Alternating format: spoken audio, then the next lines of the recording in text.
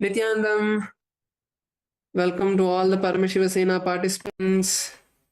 Let's all settle down on our yoga mats. Nithyanandam, KAILASA Salem, please turn on your camera. KAILASA LA, please turn on your camera.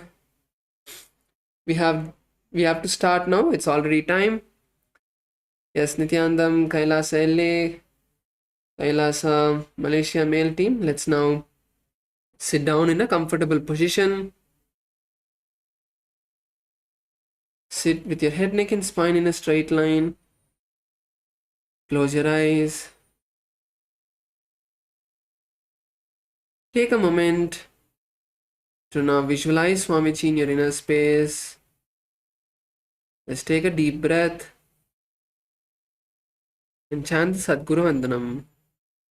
Nithyanandam Paramasukadam Kevalam Jnanamurtim Dvandvatitam Gagana Sadrisham Tattvamasya Ekam Nityam Vimalamachalam Sarvadi Sakshibhutam Bhavatitam Trigunarahitam Sadgurum Tam Namami. Next, we'll be chanting Shiva Mula Mantra Om Ham Hom Shivaya Namaha 11 times. Om Ham Hom Shivaya Namaha. Om Ham Hom Shivaya Namaha. Om Ham Hom Shivaya Namaha. Om Ham Hom Shivaya Namaha. Om Ham Hom Shivaya Namaha. Om Ham Hom Shivaya Namaha. Om Ham Hom Shivaya Namaha. Om Ham Hom Shivaya Namaha. Om Ham Hom Shivaya Namaha. Om Ham Hom Shivaya Namaha.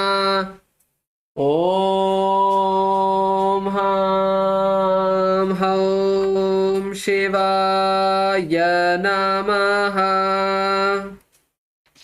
Now, please open your eyes. Let us begin the Tattvachamanam, the ritualistic cleansing. Please bring your Panchapatram Nudharni and place it in front of you.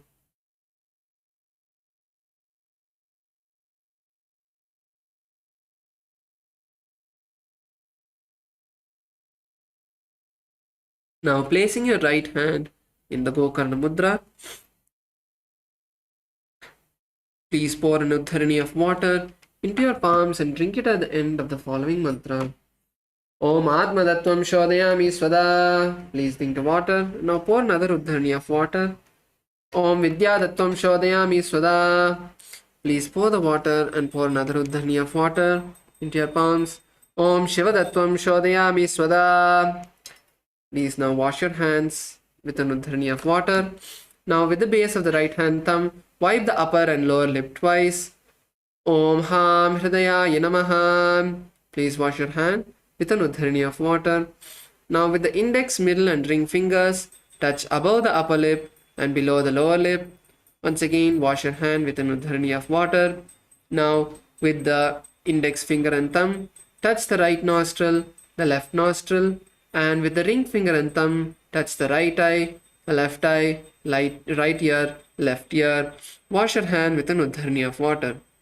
Now with the little finger and thumb, touch the navel, the right chest and the left chest, and with all the fingertips, touch above the head, the right shoulder, the left shoulder, and the heart center. Wash your hands with an Udharani of water. Let us now enter into the Sankalpa, the conscious resolution. Now sit With your head, neck and spine in a straight line, keep your eyes closed. Place your right hand on your left hand and both your hands on the right thigh in the Sankalpa Mudra. Now visualize what you want to manifest, what you want to set as your declaration for today.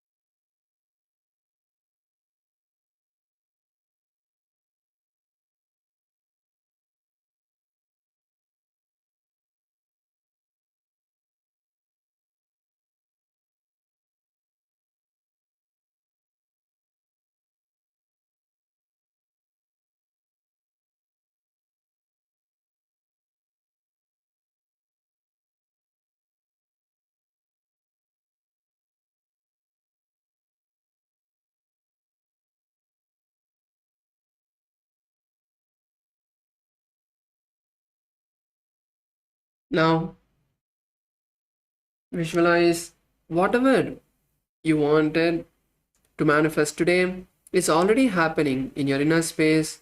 And with that, let us now chant the Sankalpa Mantra.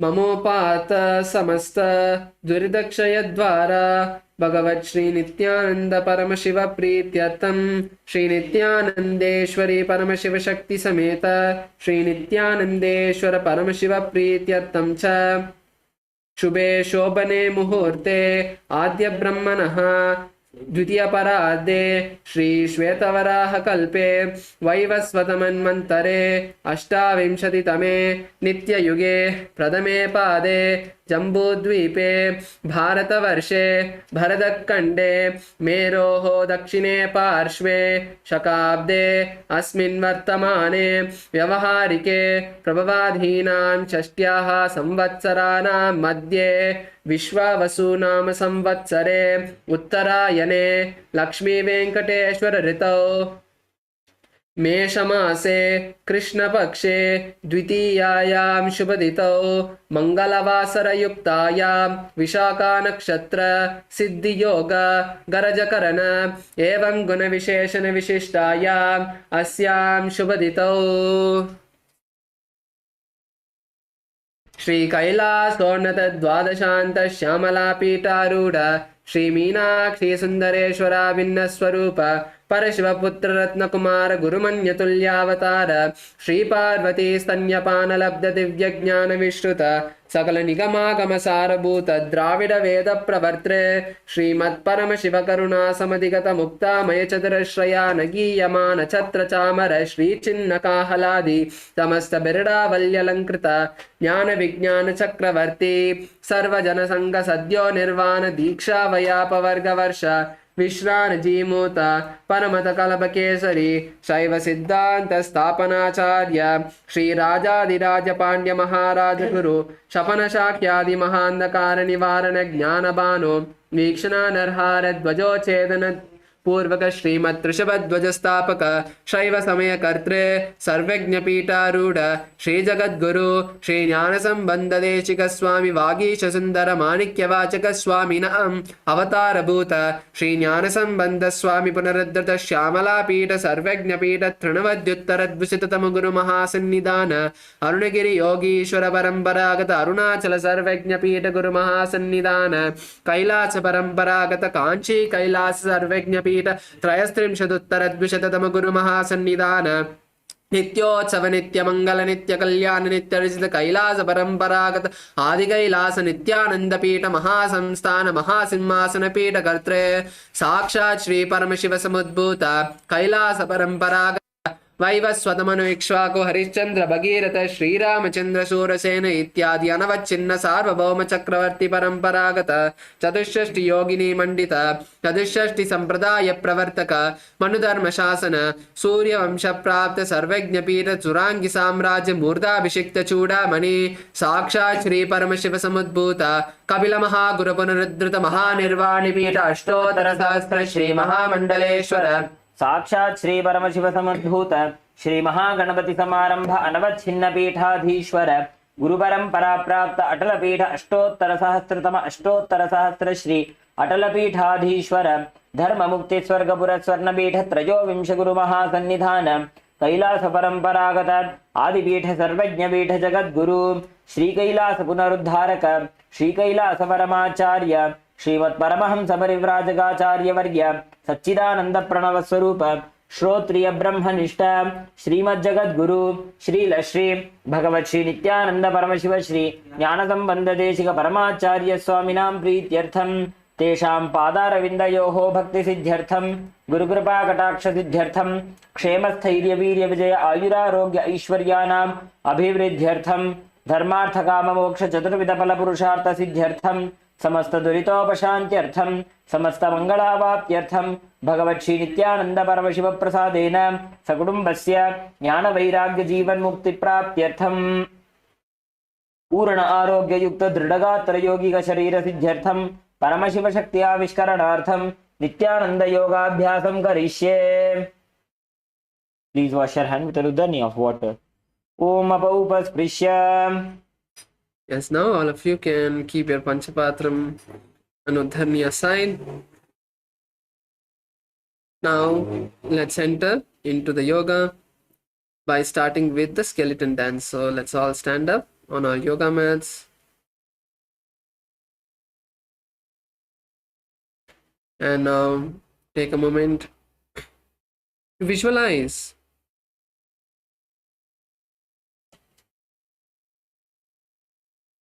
yourself as a complete skeleton.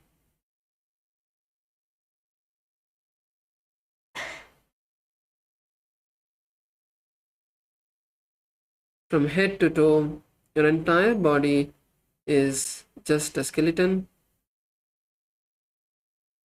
And now start to move your hands and legs.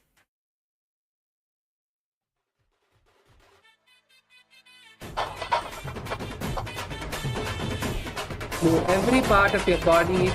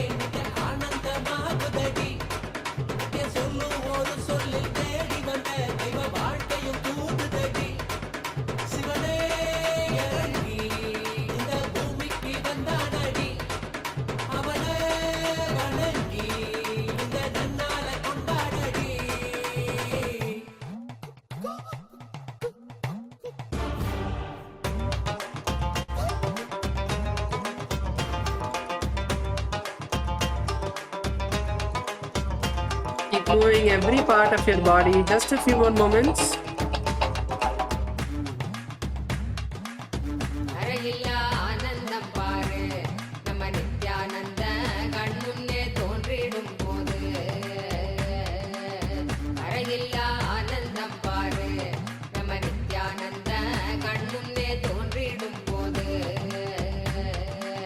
பட்டு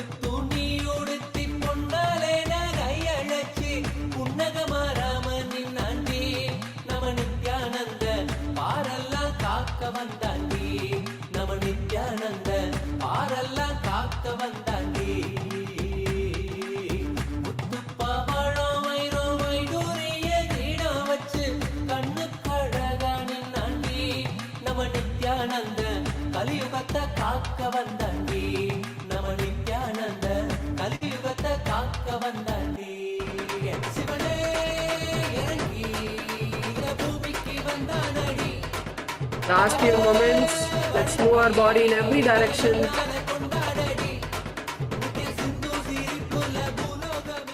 Now, please slowly come to a standstill.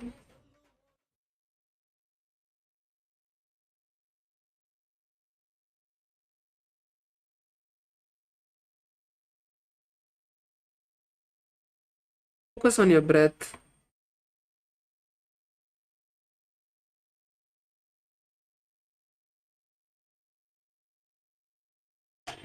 Inhale and exhale.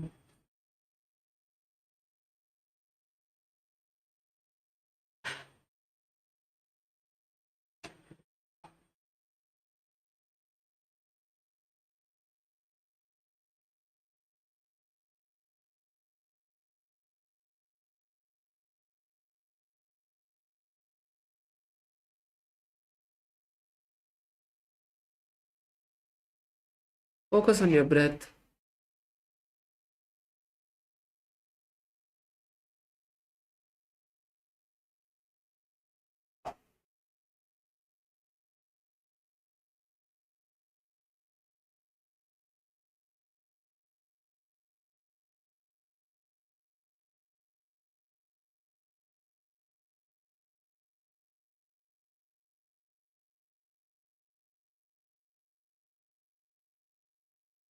Inhale and exhale nice and deeply. Allow your body to settle down.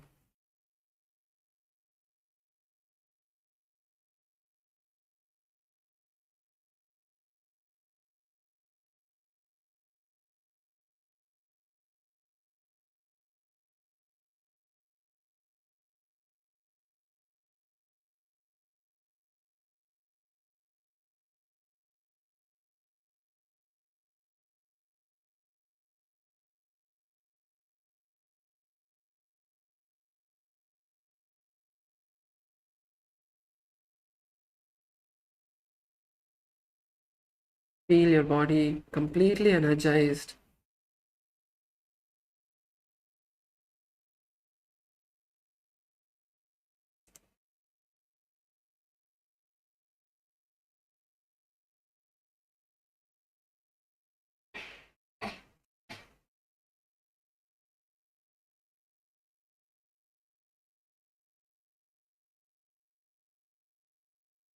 Now you can all slowly open your eyes, and we are going to be moving into the next asana for today. So now let's all down on our. We're going to be starting with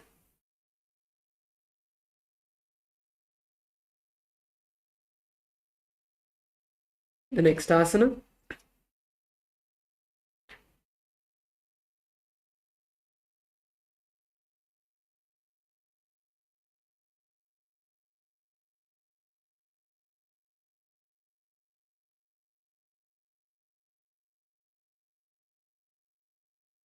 So the first asana we're going to be starting with is Petaputi asana. So now let's all first bend our knees and bring our feet onto the ground. Please bend your knees, bring your feet onto the ground, and now raise your hands and bring the palms near your head and place them on the ground. Place your palms on the ground. Now you're going to all lift your legs, hips and shoulders off the ground as high as you can. So lift your entire body off the ground except and balance on your hands and legs. And now try to walk your hands closer to your legs. So actually you can all partner up if you want. So you can help the other person to do the asana by holding their hips up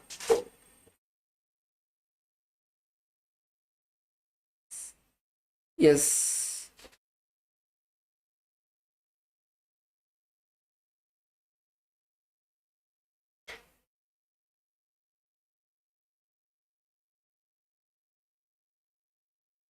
So you can even use the support of a chair to do this asana. So you can lay down on the chair and bend your back over the chair.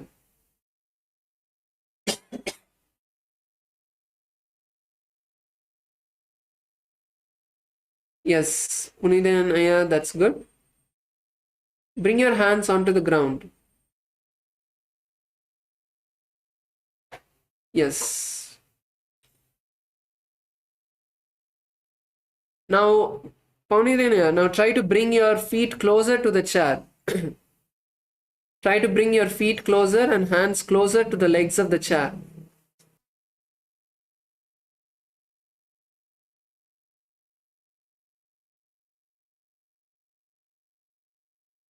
Yes, Ma Sweta, that's good. Can you help Subhashini Ma also and Kamala Ma also to do the asana?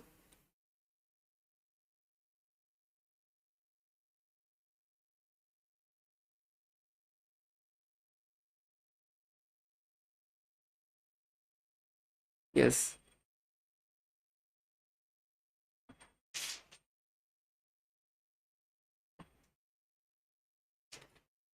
Try to bring your hands as close as possible. Ma Karuna, your hands have to be coming from behind, now from the side of your head onto the ground.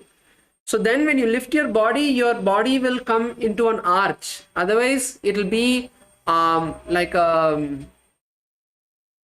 you'll be standing on with your hands by your side. Hands have to come over your head.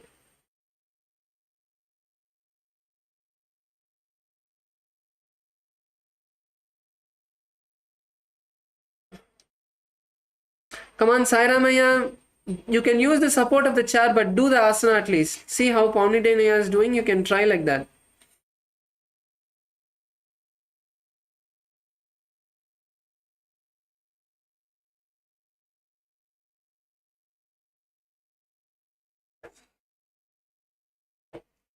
Bend your back as much as you can.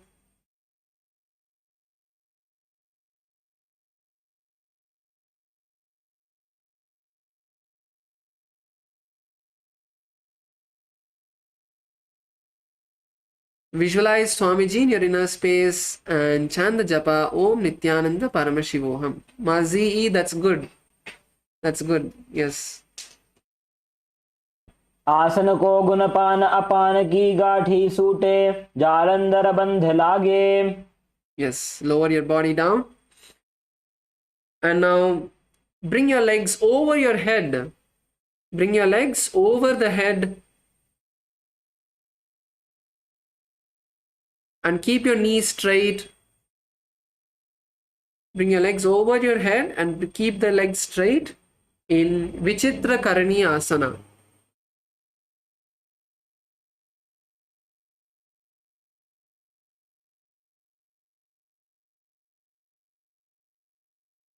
Roll your legs behind your head. Keep your knees straight.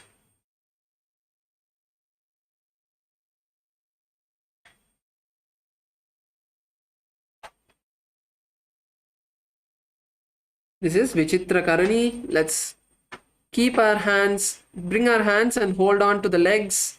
Bring the knees to your head. Try to bring your knees to your head.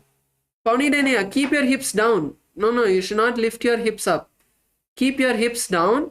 You just want to fold your legs and keep your knees as straight as you can. So it's like doing Paschimottanasana with your self upside down. Try to place your toes onto the ground and hold on to the feet. Yes, Kailasa, Malaysia. Yeah, that's good. Male side.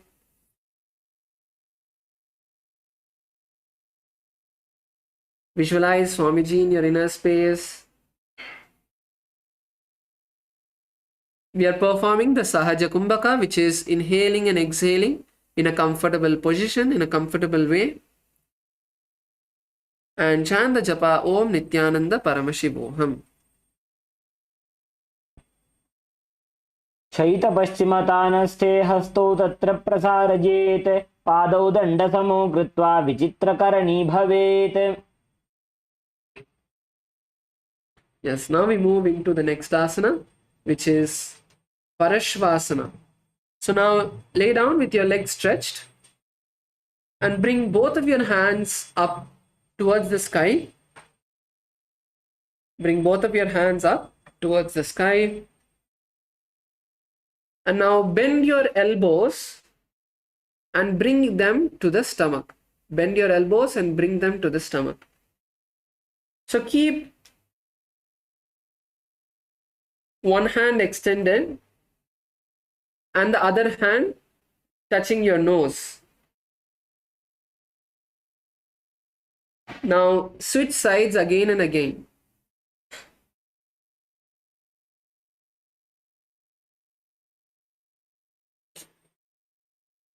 Visualize an axe in your inner space and continue to perform the Sahaja Kumbhaka along with the japa Om Nithyananda Paramashivoham.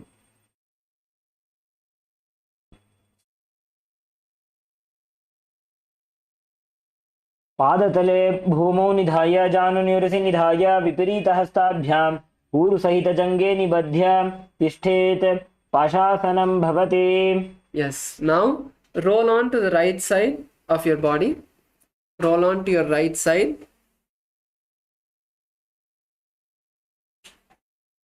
And support your head with the right hand. Keep your left hand by your side. This is Dakshinasana. Keep your hands by your side, stretched onto the hips.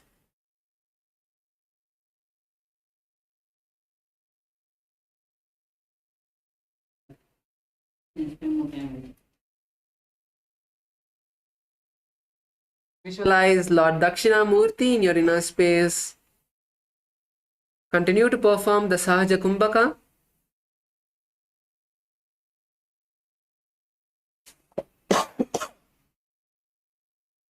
Keep your knees straight.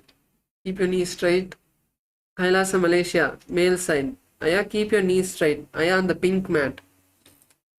Keep your knees straight. And chant the japa Om Nithyananda Paramashivoham.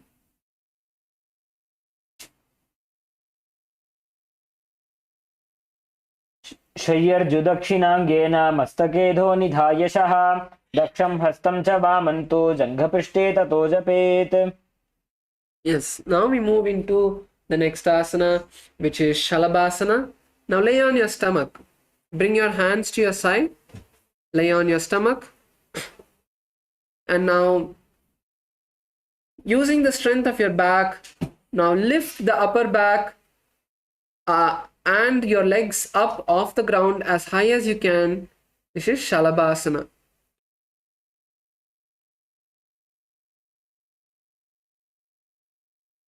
Visualize a locust in your inner space. Come on, let's stay here. Let's stay here. Visualize a locust in your inner space and chant the japa Om Nithyananda Paramashivoham. शलभासनभेदाश्च नटभेरुण्डनामके गण्डभेरुण्डसहिते शीर्षदण्डासनं तथा. Lower yourself down and bend your knees. Now hold on to your feet, hold on to your toes. And now you're going to pull your legs to the ground. Try to touch your heels to the ground. So bring your legs to the side of your body and lower the legs as much as you can. Pull your legs down as much as you can. Keep the legs by your side. Don't keep it directly above your legs, otherwise it will go, your heels will be touching only yourself. It will not stretch downward. You want to nicely pull your legs down. So you can even try one side at a time, roll to slightly roll to one side, lower the leg onto the ground, and then you can roll onto the opposite side and do the same. Visualize a frog in your inner space and chant the japa Om Nithyananda Paramashivoham. बकम्भेकासनं चैव मकरं मत्स्यनावकं मत्स्येन्द्रं द्विविधं चात्र कुण्डलीबोधकारणम्.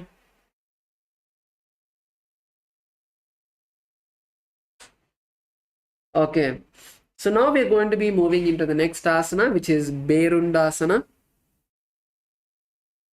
Now in Berundasana, continue to hold on to your feet. Continue to hold on to your feet. Now pull your left leg towards the ground. Pull your left leg towards the ground and lift your right leg up. Yes, this is Berundasana. So pull your left leg towards the ground and raise your right leg up towards the sky. And now switch the position. Pull your left leg towards the ground and raise your pull your right leg towards the ground and raise the left leg up.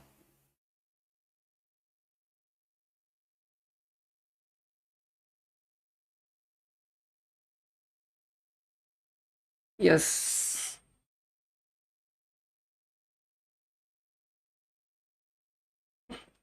Punitha, you have to hold your left leg as well. You have to hold your left as well and lift the right leg alone. Hold both of your legs.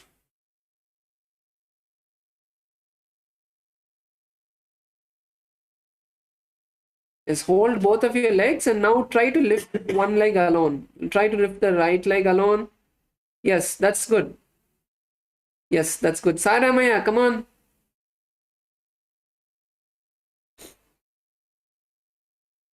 So in this asana, visualize a hyena in your inner space. And we're performing Jiva Chala Kumbhaka. So Jiva Chala Kumbhaka is where you inhale, visualize the prana is going all over your body and then exhale. So that is Jiva Chala Kumbhaka. And chant the japa Om Nithyananda Paramashivoham. शलभासन भेदाश्च नटभेरुण्ड नामके गण्डभेरुण्ड सहिते शीर्षदण्डासनं तथा. Now we are going to be moving into the next asana, which is Sakatasya Karana. So lay down on your stomach. Lift one arm and hold the respective foot with your hands. And keep the other hands and legs stretched off the ground.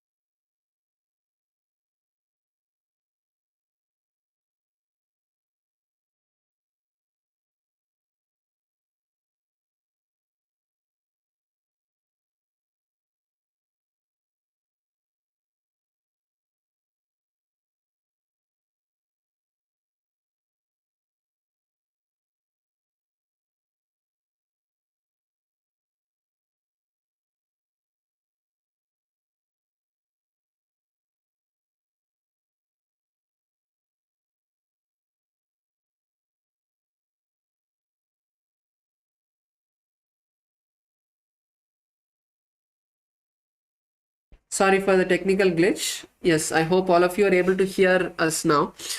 So the next asana is Sulasana.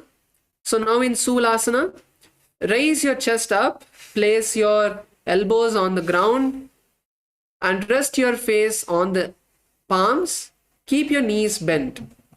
This is Sulasana. Visualize Swamiji in your inner space and chant the japa Om Nithyananda Paramashivoham.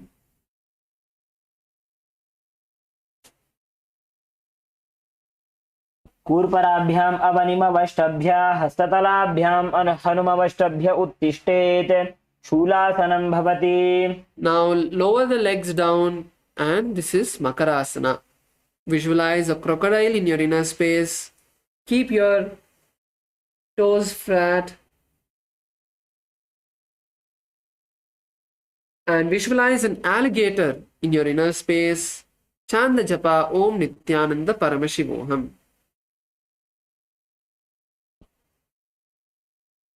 ऊधा सुईने बाने हाथा माथानी बने भानी Thai अंगुला जायते मा लांबा करवाने तेना पंज उपरना भागमा अडेला ने नीचे.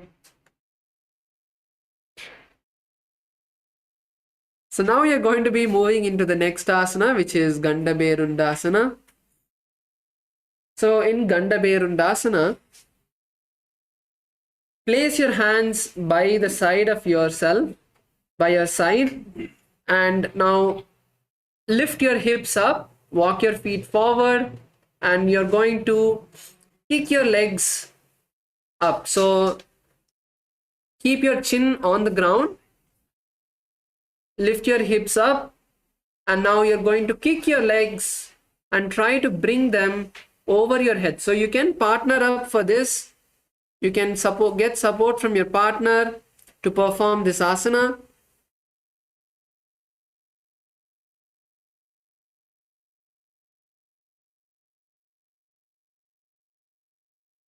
Come on, Kailasa, Malaysia. Let's start trying. You can take the support of a partner so that they can hold your legs and lower it slowly as much as you are comfortable.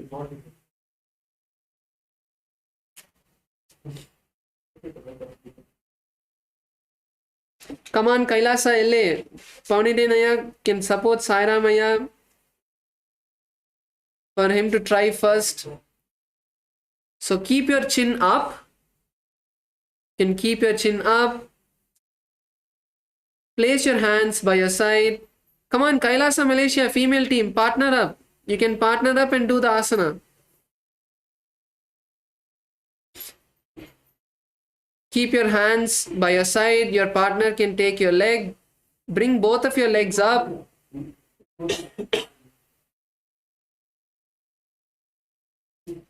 And now hold the partner's leg as much as they are comfortable with. Yoki, you can hold them.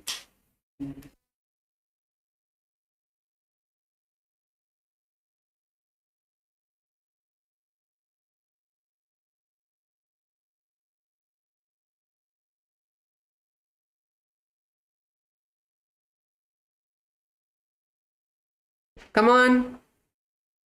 Let's all partner up.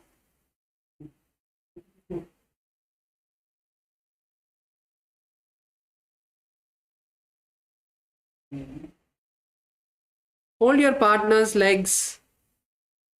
Go slow. Go slow.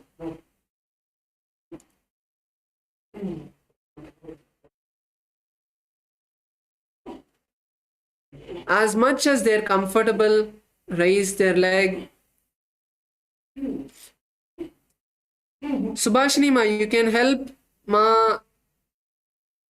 Okay, Ma Devi Ma is going to support Ma Sweta. That's good. Okay.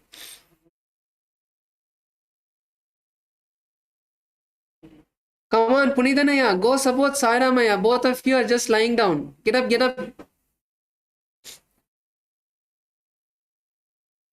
Try as much as you can. Even if you're able to lift your feet only 1 foot off the ground, that's perfectly fine. Yes, good. Kailasa Malaysia female team. That's good. Male team also. I saw both of you. Now, Aya, you can switch your partners. You can switch and do the asana. Now help the other Aya to do the asana. So in this asana, visualize a hyena in your inner space and perform the asana. शलभासन भेदाश्च नटभेरुण्ड नामके गण्डभेरुण्ड सहिते शीर्षदण्डासनं तथा. So now we are going to be performing Gandhabherundasana too. So it's a similar variation. So now lie down on your stomach. Keep your hands stretched by your side. Keep your hands stretched to your side.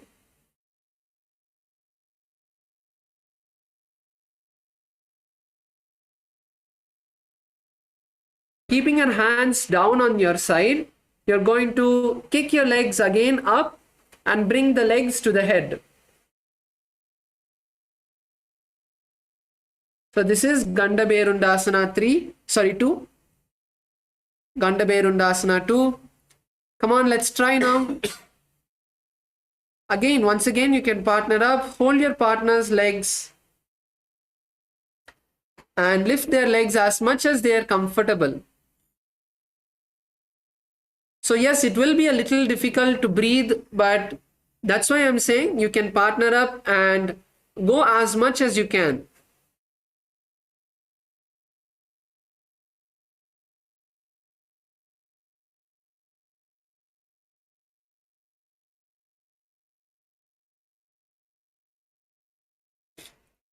Come on, Kailasa, Malaysia, Salem, Kailasa, LA male team.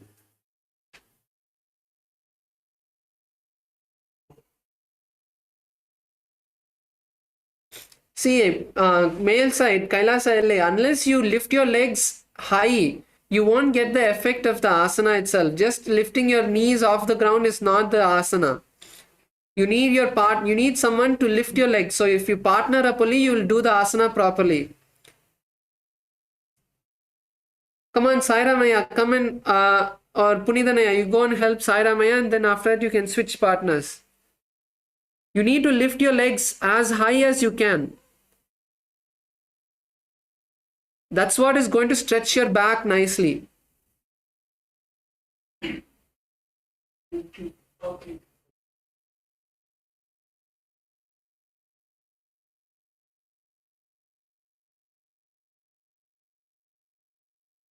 Lift your partner's leg up and stay there. Stay there and breathe and relax and slowly come down when you are not able to hold anymore. But stay there for a few moments.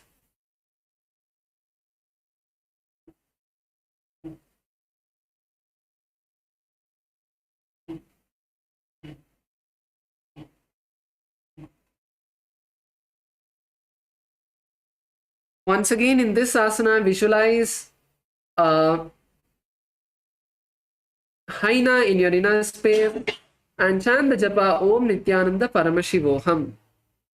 शलभासन भेदाश्च नटभेरुण्ड नामके गण्डभेरुण्ड सहिते शीर्षदण्डासनं तथा. Now slowly relax your partner's leg down. And now we are going to be doing another variation of this, where instead of the leg touching the head, your leg has to touch the ground. But all of us are still practicing to bring the leg to the head first. So let's all do that.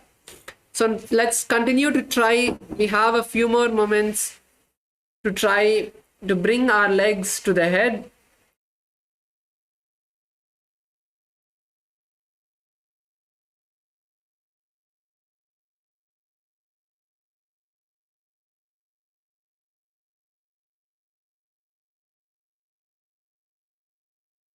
So once again, in this asana, visualize yourself as a hyena and chant the japa Om Nithyananda Paramashivoham. शलभासन भेदाश्च नटभेरुण्ड नामके गण्डभेरुण्ड सहिते शीर्षदण्डासनं तथा. Yes, now please come on to your knees. We are going to be performing the counter stretch for this asana. So come on to your knees. Lean yourself down. Open your knees apart. Lower your head to the ground. Stretch your hands in front. Push your chest down to the ground. Keep your forehead on the ground. Keep your hips on your legs. Don't raise your hips up.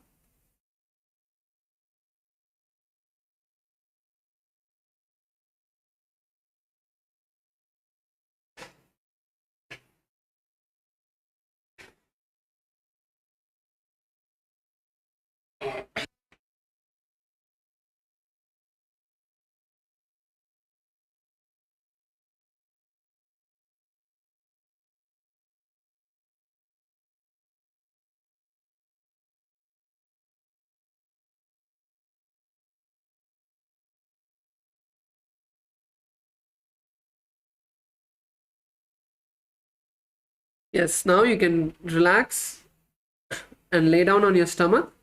We have one more asana, which is Viparita Shalabhasana. So now lay down with your hands stretched by your side. And now you're going to kick your legs up and lift it as high as possible. So this is Viparita Shalabhasana. Let's all try.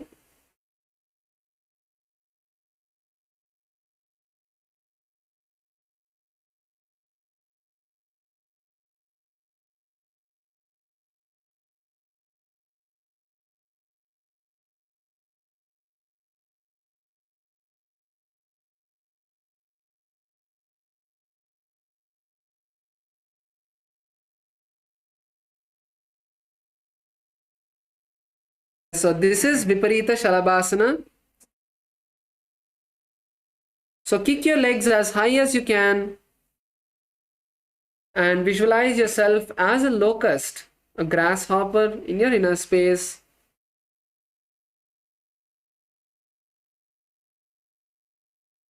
And chant the japa Om Nithyananda Paramashivoham.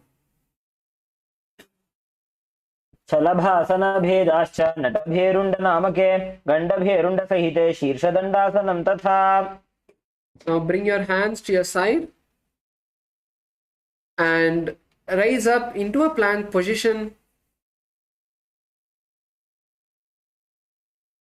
Now we are going to be performing Chaturanga Dandasana. Come on to your hands and legs. Keep your hips straight. And now you're going to lower yourself as low as possible. See, your body should not touch the ground and it should not be up. So this is Chaturanga Dandasana. You're going to go as low as you can without touching the ground, but at the same time you should not be raising up. Your chest should be off the ground, your body should be off the ground, but you should go as low as you can. So when you're not able to hold anymore, raise up. Don't lie down. So when you're not able to hold yourself anymore, raise up. Don't lie down. And then take a break in this position and again lower yourself down. Hold your breath when you're down. If you hold your breath, you'll be able to balance more. You can also breathe. If it's whichever is comfortable, you can try and see. So you can lower yourself down. Either you can breathe if that is comfortable, or if you hold your breath, you'll be able to stay there as well. So this is Chaturanga Dandasana.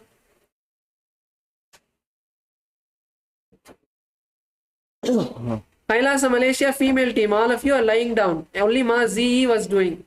Come on, raise up.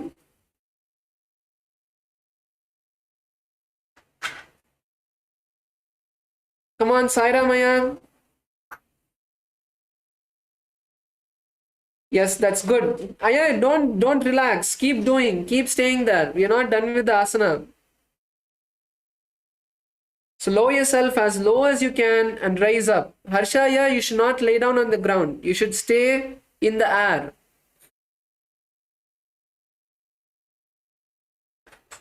So visualize a sturdy stick, like your body is a stick. Visualize your body is like a stick on the in the air, and chant the japa Om Nithyananda Paramashivoham.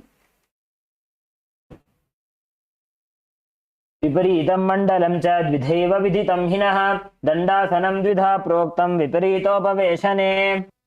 Now rise up and come on to your heels.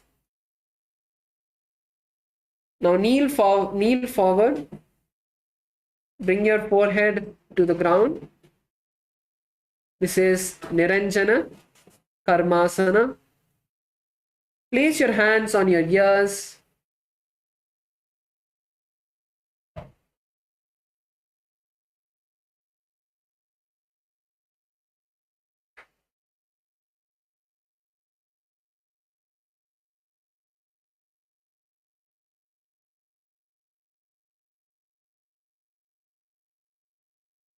Visualize Swamiji is removing all of your karma and chant the japa Om Nithyananda Paramashivoham.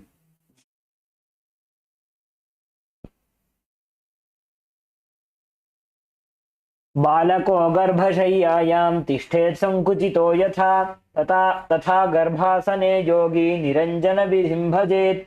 तत्त्वा दक्षाङ्घ्रौ वामाङ्घ्रिं पार्ष्णिभ्यां रुन्धयेत् स्पिजौ अपानम् ऊर्ध्वं च कुर्यात् वारस्वारं ततो बलात्. Yes, so now we are going to be performing Mayurasana, Danda Mayurasana. So in Danda Mayurasana, let's now come on to our knees and keep the hands on the ground. Raise yourself up onto the knees. So your knees have to be under your hips, your hands have to be under the shoulders, and turn your fingers backward. Turn your fingers backward. Now slowly lean forward and bend the elbows, bringing them to the navel. So first come into this position. Let's all come into this position. Bend your elbows, bring the elbows to the navel.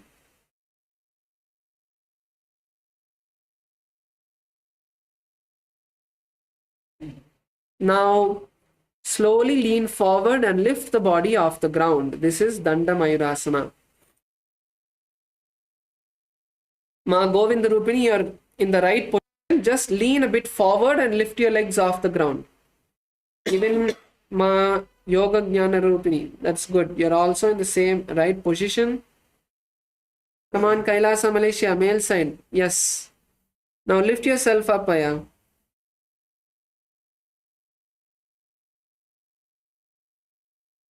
Come on, Saira Maya, Pony Denaya. Lean forward, Aya. Lean forward. You're bringing your hands to your navel. That is good. That's the right position. Now you need to lean forward a bit. Then only you'll be able to lift your legs off the ground.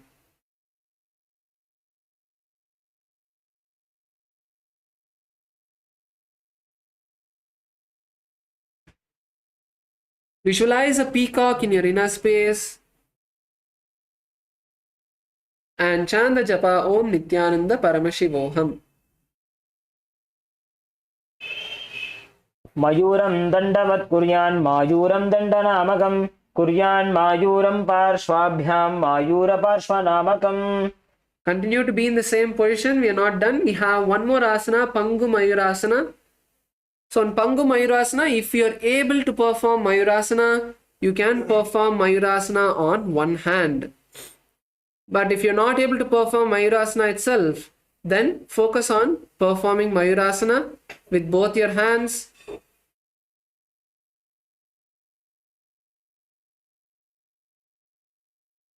Come on, let's try Mayurasana. Come on to your hands, bring your hands to your navel center. You can try holding your breath in this asana. So when you hold your breath, nicely inhale, hold the breath, your stomach will be tight. So when your stomach is tight, you'll be able to perform the asana as well.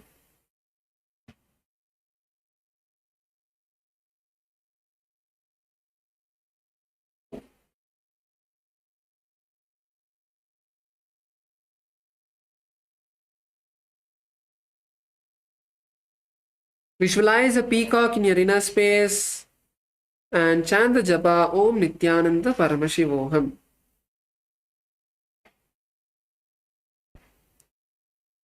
मयूरासनवत् संस्थाप्य एकेन हस्तेन एकस्य हस्तस्य मणिबन्धं धारयेत् पाङ्गुमयूरं भवति.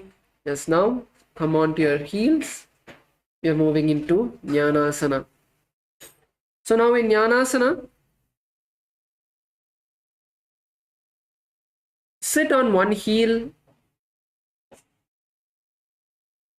and bring the opposite leg onto the thigh. So let's start with the left side. So you can sit on your left heel and bring the right heel onto the left thigh, and now slide the left heel onto the to your side. So basically you'll be sitting on the ground, your heel will be on the side.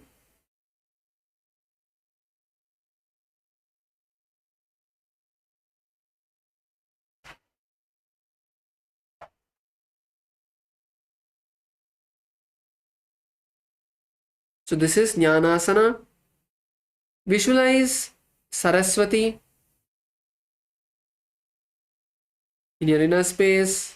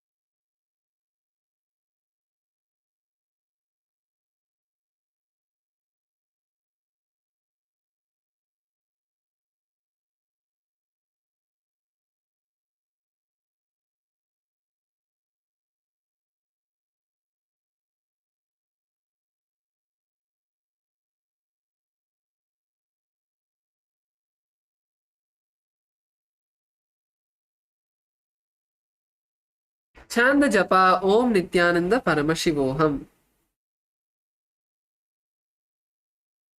अथान्यदासनं कृत्वा सर्वव्याधिनिवारणं योगाभ्यासी भवेत् क्षिप्रं ज्ञानासनप्रसादतः दक्षपादोरुमूले च वामपादतलं तथा दक्षपादतलं दक्षपार्श्वे संयोज्य धारयेत्. So now continue to sit in the same position, be seated in the same position. Now you're going to hold on to your right leg and lift the leg to the right armpit. So lift your foot to the armpit from the same position. So lift your leg as high as you can. Lift your leg as high as you can. Try to bring your hand behind your. This is Kumchikasana. Yes.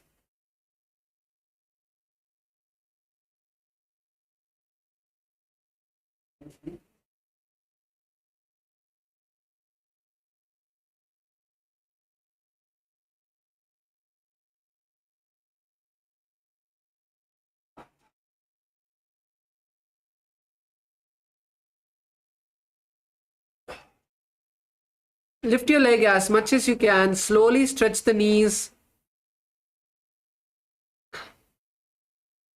Yes, Mazi, that's good.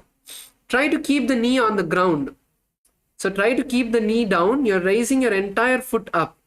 So even your right knee also. Mazi, even your right knee also try to keep it on the ground. Just try to lift the leg alone up. So the knee will raise a bit, but try to just lift the foot up. Yes, that's good.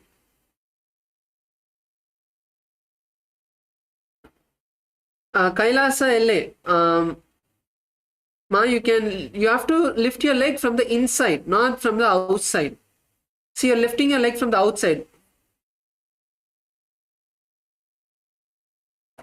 Keep your knee on the ground. Keep your knee on the ground, ma. And fold the other leg outside the hip.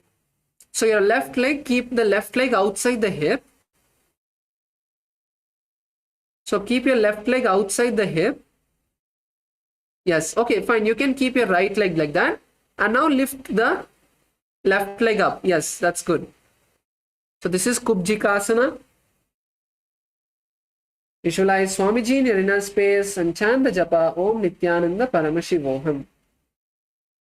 अथ जठराग्निसन्दीपनं गुल्मप्लीह शूलहरकुब्जिकासनं किञ्चित् तिर्यक्शक्तिमास्थाप्य जानुमूर्ध्वं धृत्वा सम्परावर्तनेन कक्षमूले पादमादाय तिष्ठेत् एतत् पीठं कुब्जिकं वह्निकारी. Slowly lower the leg onto the thigh, onto your right thigh. Bring your leg onto the thighs.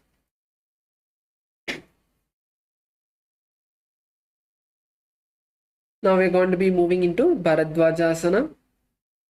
So now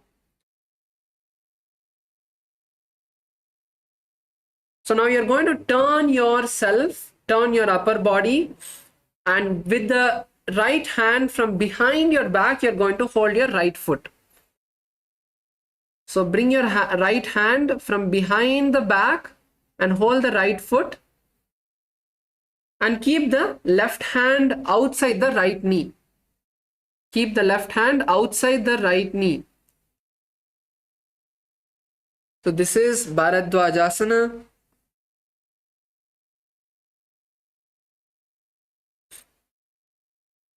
Ma Z, opposite side. Your right hand to right foot. Yes, Ma Yoga Jnana Rupini is doing correctly. Ma Govinda Rupini, opposite side. Yes, that's good. Yes, Kailasa LA. Ma Karuna, you're doing it right. That's the Ma on the next to you. She has to turn opposite side, Ma. So your right hand to right foot. Right hand to right foot. See, a seated position is fine. Just have to turn to your right. You're turning to your left now. So you have to turn to your right.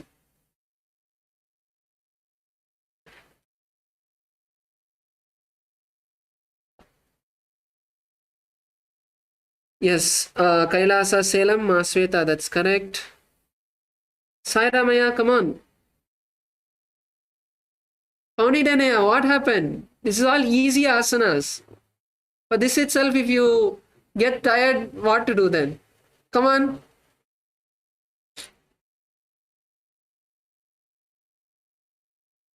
So in this asana, visualize Lord Subramanya or Kartikeya in your inner space and chant the japa Om Nithyananda Paramashivoham.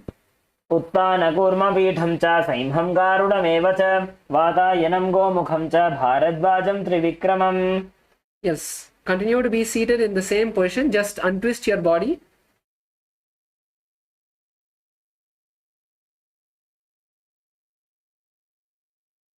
So now, using your hands, lift your foot to the navel. So lift your right foot to the navel. Yes, this is the next asana, which is Virasana 5.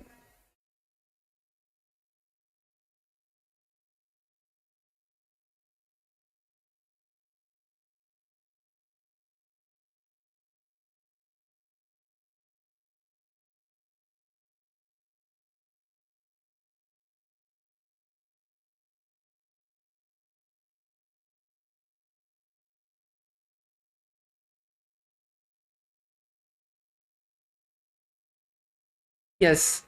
So in this asana, once again, visualize yourself going beyond all of your fears that you have and chant the japa Om Nithyananda Paramashivoham. एकं पादमथैकस्मिन् विन्यसेदूरु संस्थितम् इतरस्मिन् तथा पश्चाद् वीरासनमितीरितम्. Now place your leg down onto the thighs and now you're going to sit on the left leg. So let's sit on the left leg. and then bring the right leg onto the thigh. Now raise your hands above your head and interlock your fingers and stretch the hands above the head. This is Bhairuvasana 2. In this asana, you're going to visualize yourself as a wolf.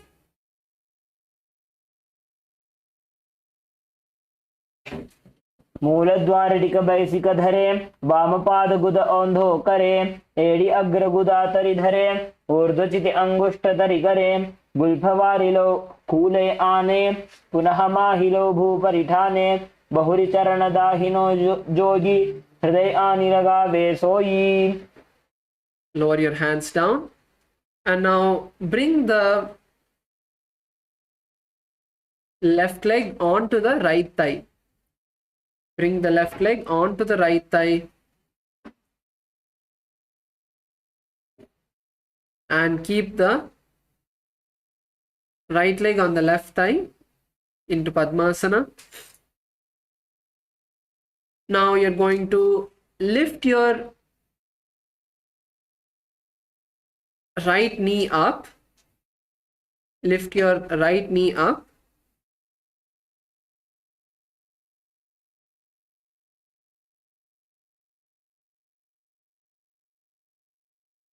Lift your left knee or right knee, whichever side.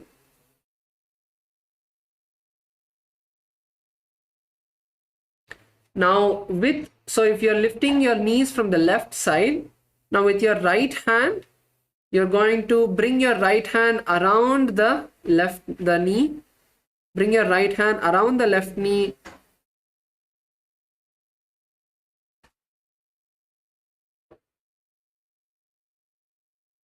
Insert your hand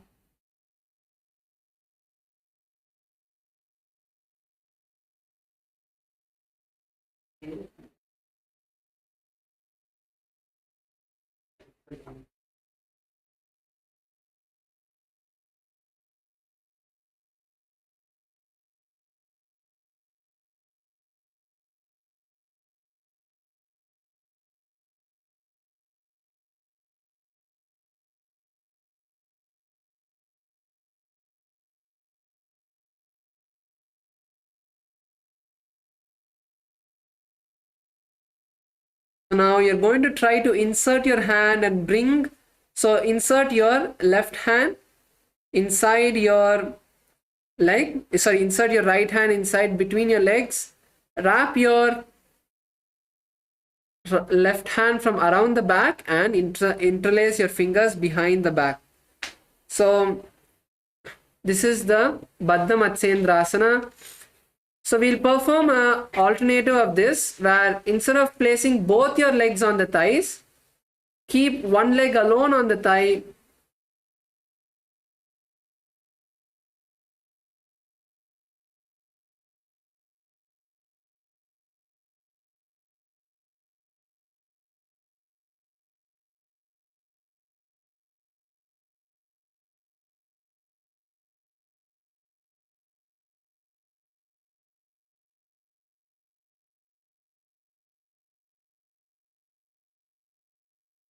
Instead of placing both your legs on the thigh, keep one leg down and keep one leg up and wrap your hands around yourself. Visualize Matsyendranatha, the great sage of the Hatha Yoga, and chant the japa Om Nithyananda Paramashivoham.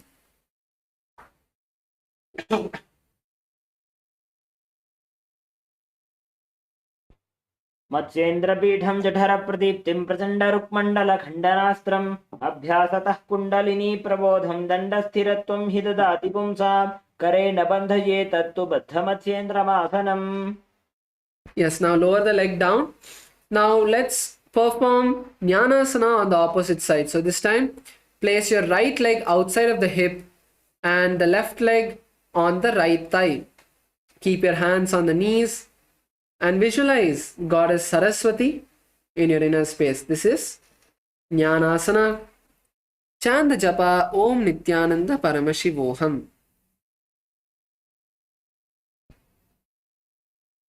अथान्यतासनं कृत्वा सर्वव्याधिनिवारणं योगाभ्यासी भवेत् क्षिप्रं ज्ञानासनप्रसादतः दक्षपादोरुमूले च वामपादतलं तथा दक्षपादतलं दक्षपार्श्वे संयोज्य धारयेत्. Yes, now we are going to be performing Kubjikasana on the opposite side. So now lift your left leg as high as you can. Lift your left leg as high as you can and try to bring it behind your hand or under the armpit. Lift your leg as much as you can. Visualize Swamiji in your inner space. Use both of your hands to lift your leg as high as you can.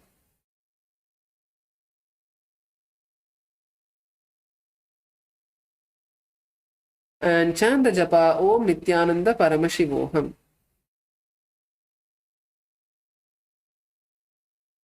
अथ जठराग्निसन्दीपनं गुल्मप्लीहशूलहरकुब्जिकासनं किञ्चित् तिर्यक्शक्तिमा स्थाप्य जानुमूर्ध्वं धृत्वा सम्परावर्तनेन कक्षमूले पादमादाय तिष्ठेत् एतत् पीठं कुब्जिकं वह्निकारी. Now bring the leg onto the right side.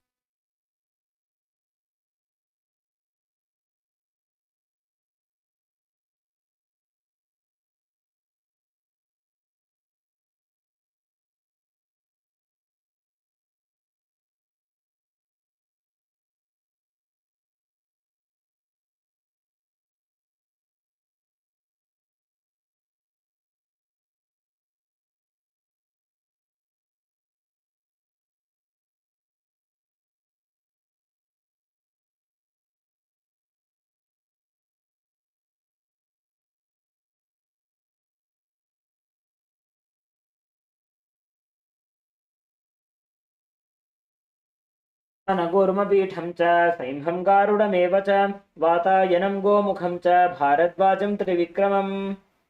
Now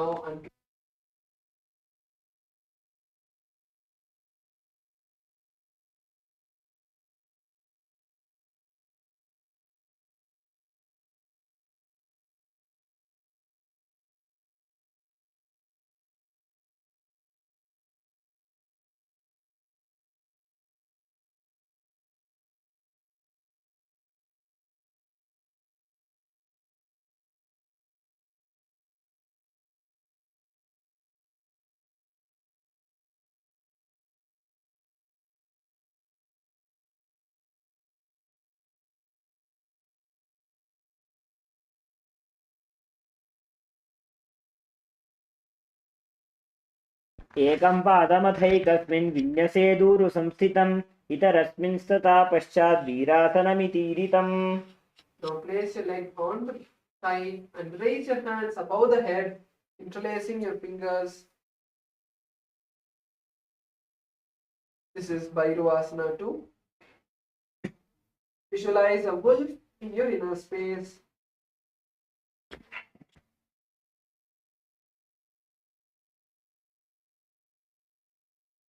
मूलद्वारटिकबैसिकधरे वामपादगुद औन्धोकरे एडी अग्रगुदातरिधरे ऊर्ध्वचिति अङ्गुष्ठतरिकरे गुल्फवारिलौ कूले आने पुनः माहिलो भूपरिठाने बहुरिचरणदाहिनो जोयि हृदय आनि लगावे सोयी.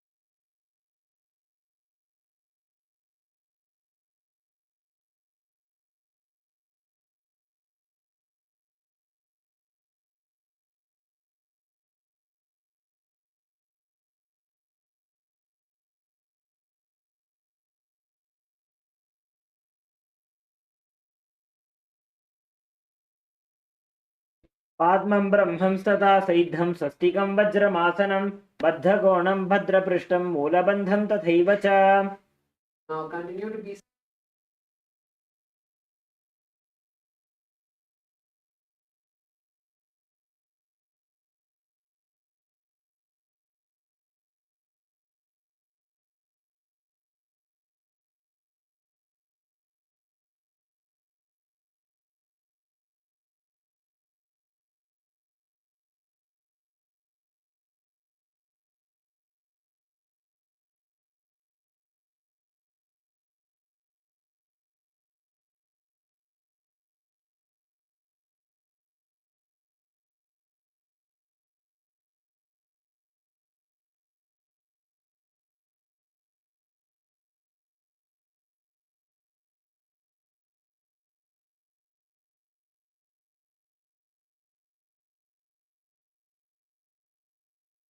जालन्धरबन्धकरी नासाग्रपरदृष्टिराखवीते गोक्षासन वा भद्रासन करे वा यछे।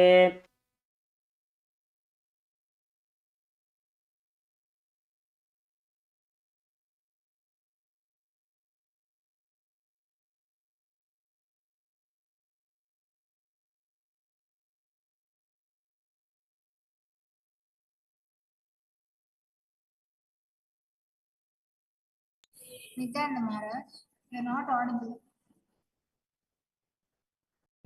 Yes, Nithyananda. Sorry for the technical glitch. Is it heard now? Now we are going to be moving into the next asana, which is Yonyasana. Now hold on to your toes and lift the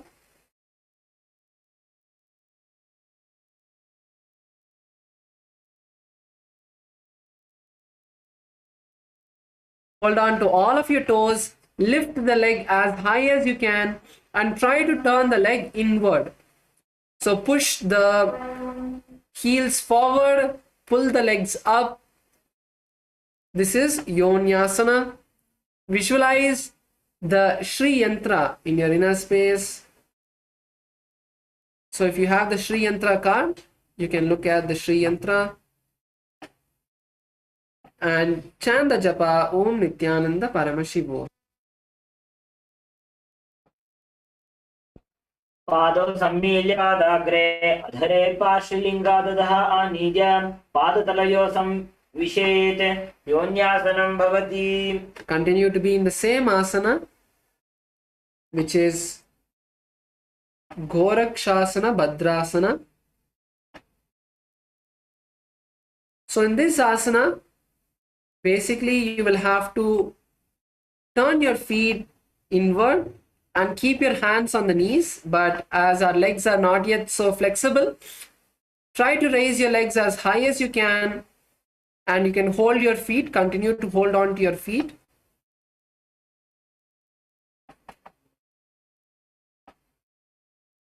Visualize the great sage Goraknatha and chant the japa Om Nithyananda Paramashivoham. वृषणनि नीचे सीवनी नाडाबा भागमाडाबा पगनी एड़ी पगने उल्टा विने राखवी। Now we are going to move into the next asana, which is Kama Dahana Asana. So now sit with your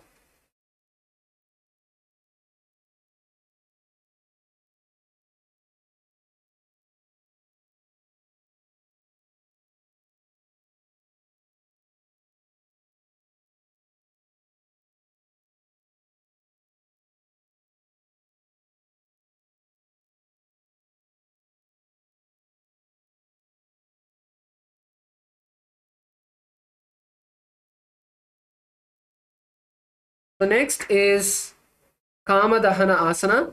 Now sit with your soles together behind you, toes pointed backward, bring the soles together and cross your hands behind your back and hold on to opposite ankles. Try to hold on to your ankle. This is Kama Dahana Asana. Visualize Swamiji in your inner space and chant the japa Om Nithyananda Paramashivoham. भद्रासनं सुखं स्थाप्य विपरीते तु द्वे पदे अनेन यदि कुर्याचै तत्कामदहनं भवेत्.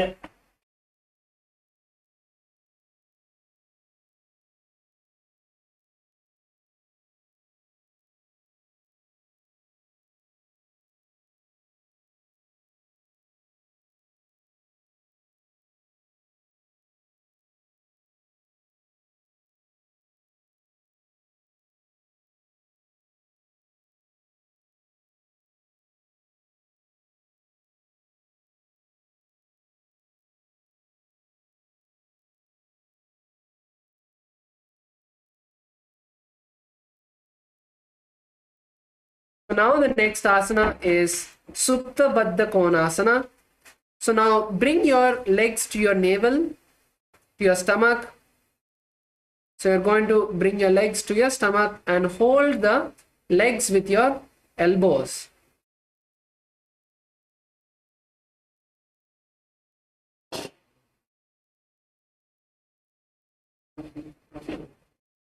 So first you can all try to use your hands and hold on to your leg.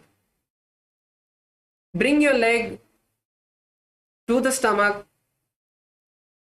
Try to keep the knees on the ground. Lift your legs as high as you can. Visualize Swamiji in your inner space.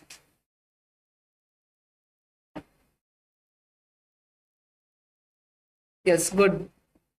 Mazi, that's good. Try to keep your knees on the ground.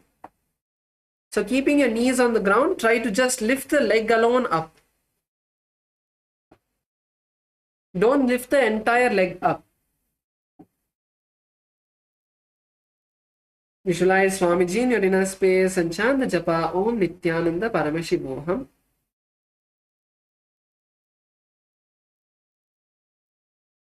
महामुद्राबद्ध कोनौ tadasana विभेदकान् विनोतानः सदा कुर्यादन्तर्वत्नीपति प्रिया. Next is Bekasana 2. Continue to stay in the same position. Keep your legs up to your navel.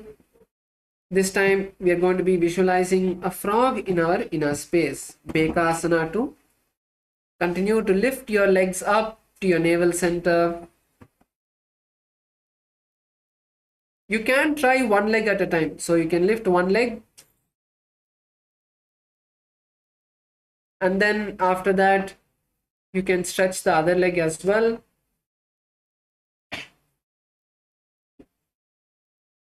Visualize a frog in your inner space. And chant the japa Om Nithyananda Paramashivoham.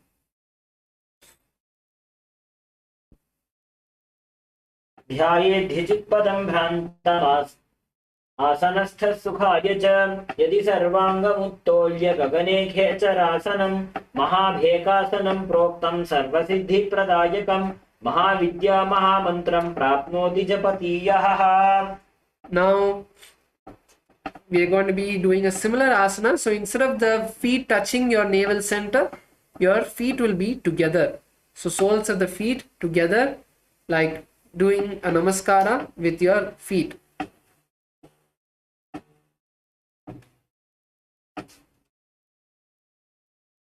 This is Bhagasana 2.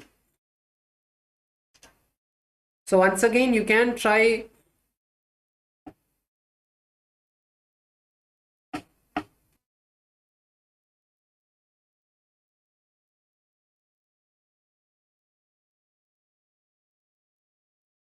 so lift your legs as high as you can and keep your legs like a namaskar mudra, like your hands, how you would keep your hands folded together, like that. Try to keep your legs in the same way. Visualize Swamiji in your inner space and chant the japa Om Nithyananda Paramashivoham. पग उलटा मोड़ी बैठे पगा का माहिला गुल फफूला पाशते लगा दे पाछे पगथलिया का पिष्टी हाथास्यो मोड़ी. The next is Siddha Jivi Asana. So now you're going to try to bring your toes towards your perineum.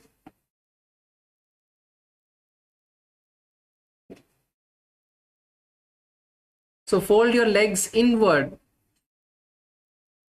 So lift your legs up.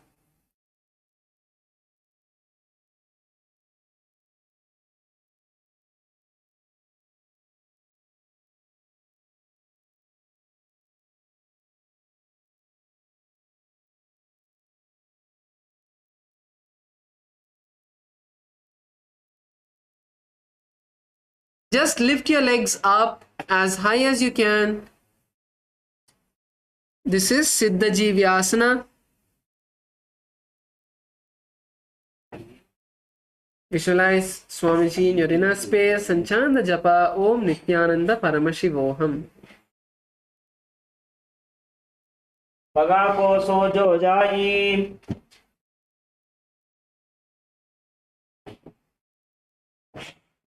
So now we are going to be performing a similar asana. So in this asana, you will have to keep your legs in the same way, but this time bring your hands into a Namaskara Mudra.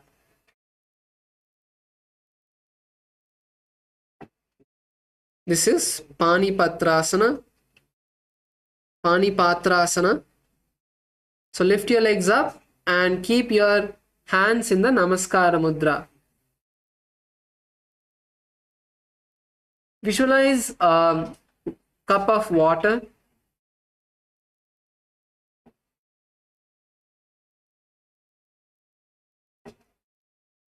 And chant the japa Om Nithyananda Paramashivoham.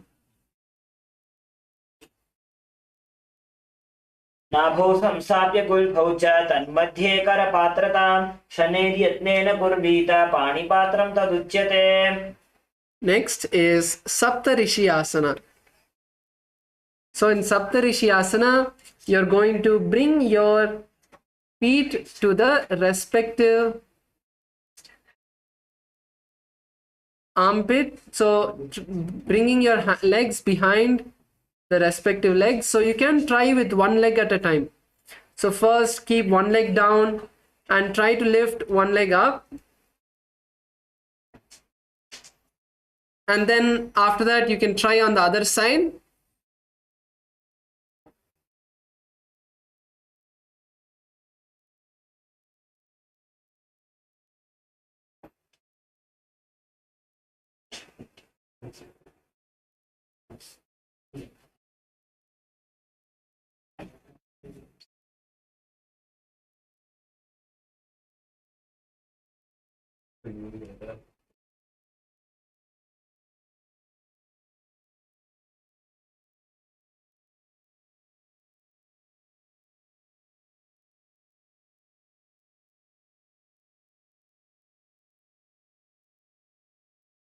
So let's try to raise our legs up. You can bring one leg at a time. Try to slowly stretch.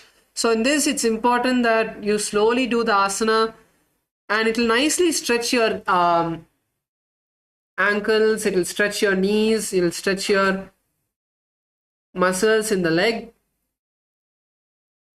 So try one side at a time. Visualize a rishi in your inner space. Visualize a sage in your inner space and chant the japa Om Nithyananda Paramashivoham. दोहु पगकी पगथली तिनकी लाइक जिसोय दोहु काननी मैं धरे नासा दृष्टि समोय. Yes, relax. Now you can all come on to your knees. Stand on your knees. And now bring one leg in front of the opposite knee. So you can stand on your left knee and bring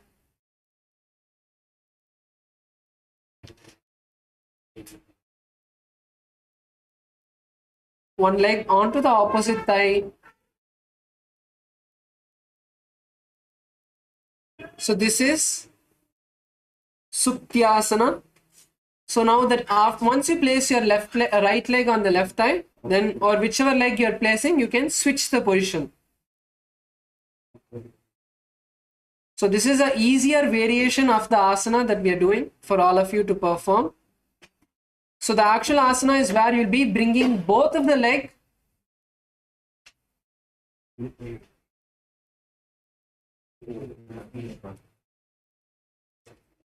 So for now, let's practice this easier variation of Suktyasana and visualize a pearl, an oyster in your inner space, and chant the japa Om Nithyananda Paramashivoham. पार्श्विनाभूतं स्थाप्य जङ्घा बहिः प्रदेशेन सम्मीलयेत् शुक्त्यासनं भवति.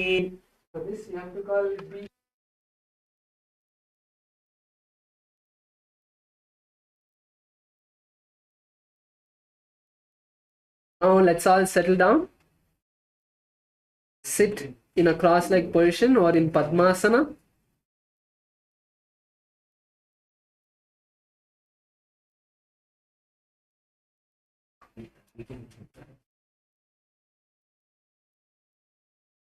Sit in a cross-legged position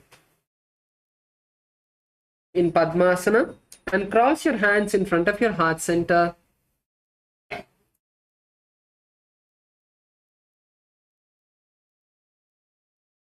Not Namaskara Mudra, but cross your hands in front of your heart center.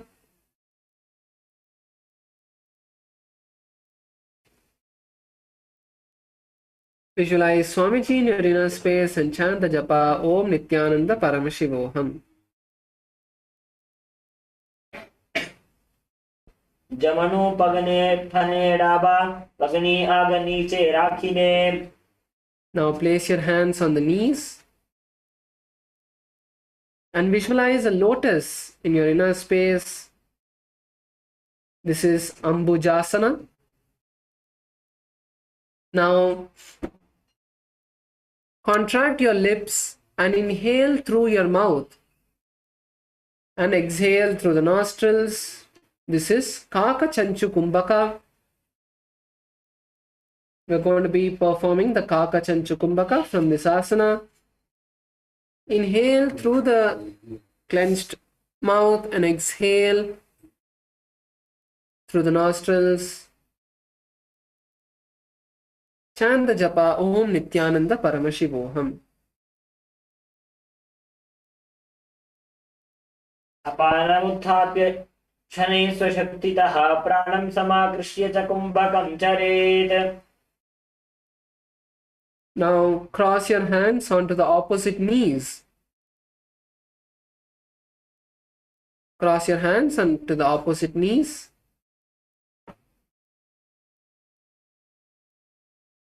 And visualize a lotus in your inner space. This is Kamalasana. Continue to perform the Kaka Chanchu Kumbhaka and chant the japa Om Nithyananda Paramashivoham. तत्र कौलासनं कृत्वा अथवा कमलासनं महाविद्या महामन्त्रं जप्त्वा लिङ्गमवाप्नुयात्. Now uncross your hands and lean forward and down into Uttamangasana.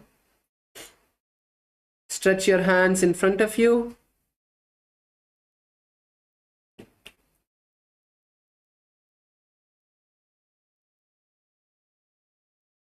Stretch your hands in front of you. This is Uttamangasana. Lower yourself as much as you can. Stretch your hands in front of you. Visualize Swamiji in your inner space. Continue to perform the Kaka Chanchu Kumbhaka as you inhale through the mouth and exhale through the nostrils.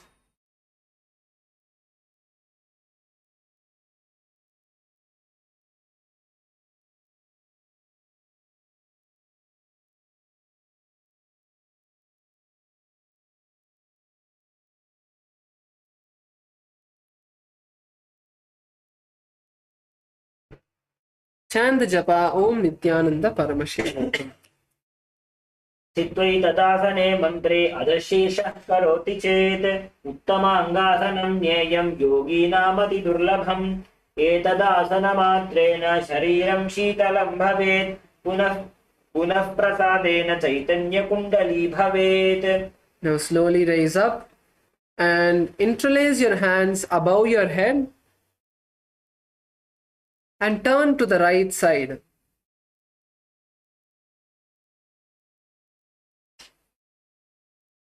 Visualize Paramashiva in your inner space. This is Padmasana 5. Visualize Paramashiva in your inner space. Continue to inhale and exhale in Kakachanchukumbhaka. Contract your mouth. Inhale through the mouth and exhale through the nostrils. Chanchukumbhaka. And chant the japa Om Nithyananda Paramashivoham.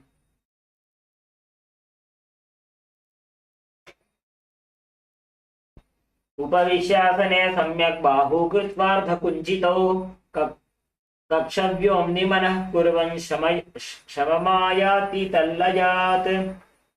Continue to be seated in the same position and now place your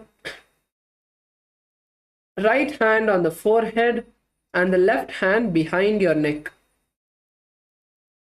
This is Kulyasana. Right hand on the forehead, left hand on the neck. Left hand on your neck.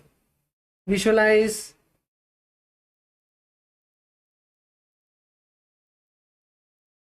a powerful energy in your crown center.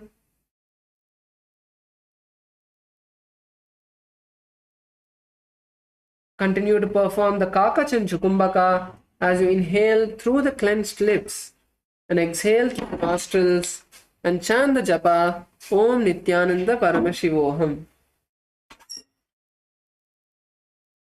अथ कुल्यासनं वक्षे यत्कृत्वा कौलिको भवेत् एकहस्तं मस्तकोधः शीर्षभिन्नगेकरम्. Now bring your hands behind you and hold on to opposite elbows. And now lean down and forward, bringing your forehead onto the ground. This is Div. Bring your forehead onto the ground.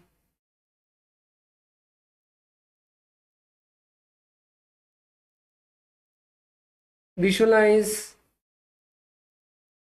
Paramashiva in your inner space. Perform the Kakachanchukumbhaka and chant the japa Om Nithyananda Paramashivoham. अथ दिव्यासनं वक्षे पृष्ठं हस्तेन बन्धयेत् एकहस्तमध्यदेशं भूमिहस्तं च नासया. Now raise up and once again interlace your fingers behind the head and turn to the left side. Interlace your hands above the head and turn to the left side. This is Padmasana 6.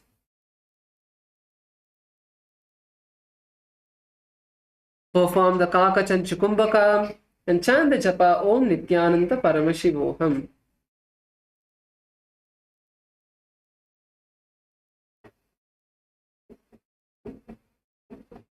उपविश्यासने सम्यक् बाहू कृत्वार्धकुञ्चितौ कक्षव्योम्निमनः कुर्वन् सममायाति तल्लयात्.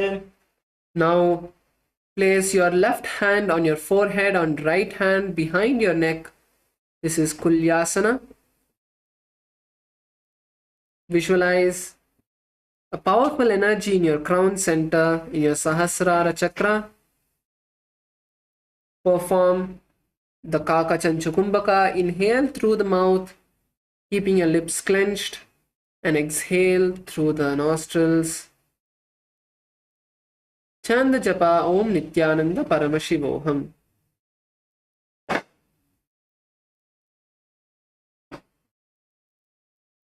अथ कुल्यासनं वक्षे यत्कृत्वा कौलिको भवेत् एकहस्तं मस्तकस्थोऽधशीर्षभिन्नगेकरम्. Now cross your hands behind the back.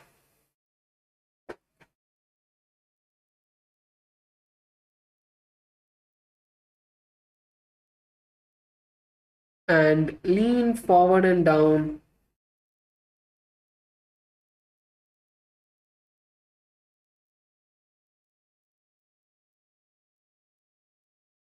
Now place your left hand on the stomach.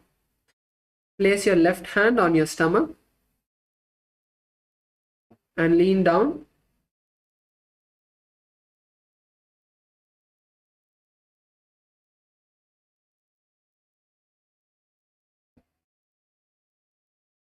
This is Divyasana. Visualize all the gods and goddesses in your inner space. You can visualize Paramashivoham, the embodiment of all the gods and goddesses. Continue to breathe in the Kakach and Chukumbaka, inhaling through the clenched lips and exhaling through the nostrils, and chant the japa Om Nithyananda Paramashivoham.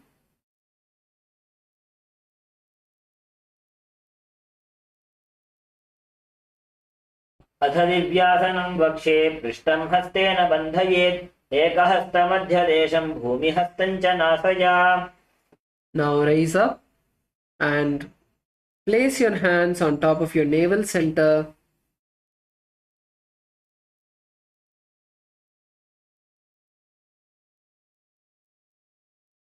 This is Pavanasana.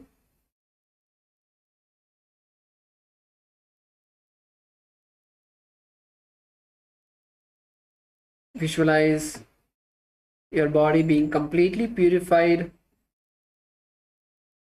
and chant the japa Om Nithyananda Paramashivoham. अथान्यदासनं वक्षे साधकानां हिताय वै पवनासनरूपो खेचरो योगिराट् भवेत्. Now we are going to be performing Valgulyasana.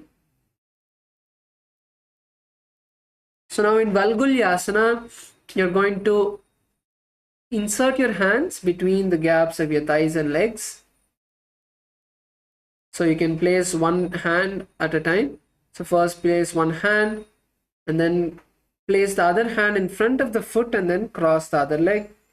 Then you're going to raise your legs up to your chest and bring your hands to your neck.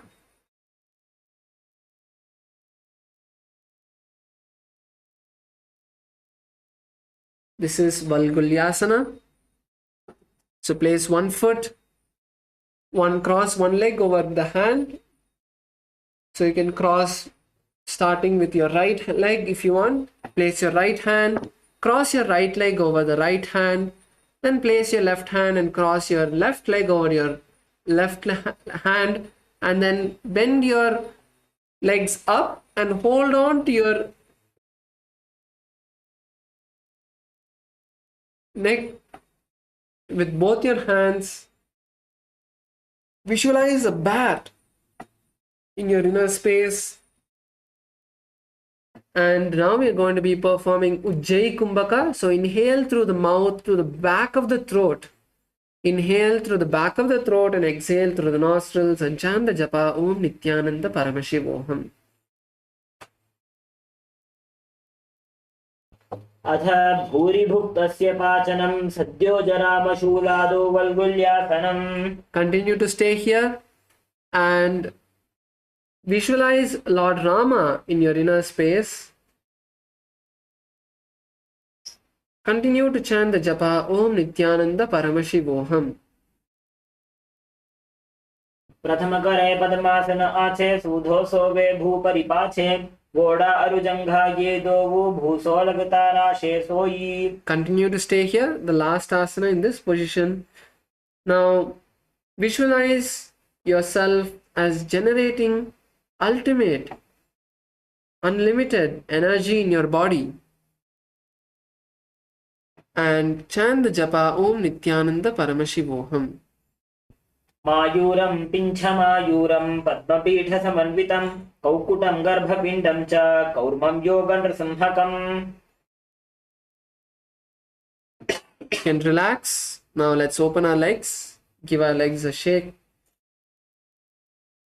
In the last 8 asanas of the Tritiya Vinyasa Krama, let's shake our legs out a little bit.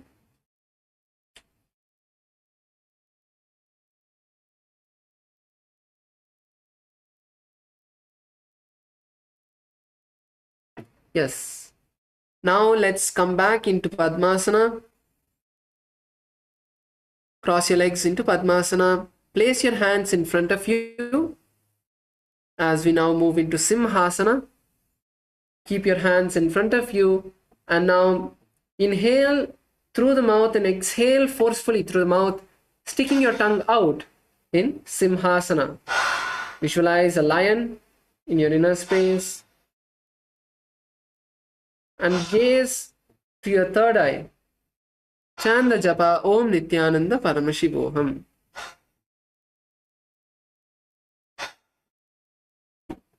उत्तानकूर्मपीठं च सैन्धद्गारुडमेव च वातायनं गोमुखं च भारद्वाजं त्रिविक्रमम्. Now continue to sit in Padmasana and now lean forward and keep your hands on the ground. Keep your hands on the ground and lean forward, slowly lifting the legs up.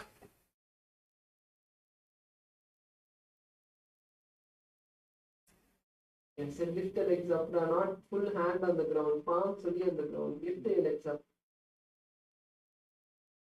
So now you're going to keep your hands on the ground, palms on the ground, and slowly lift your legs up as high as you can off the ground. So you can use so you'll be leaning the legs onto the hands.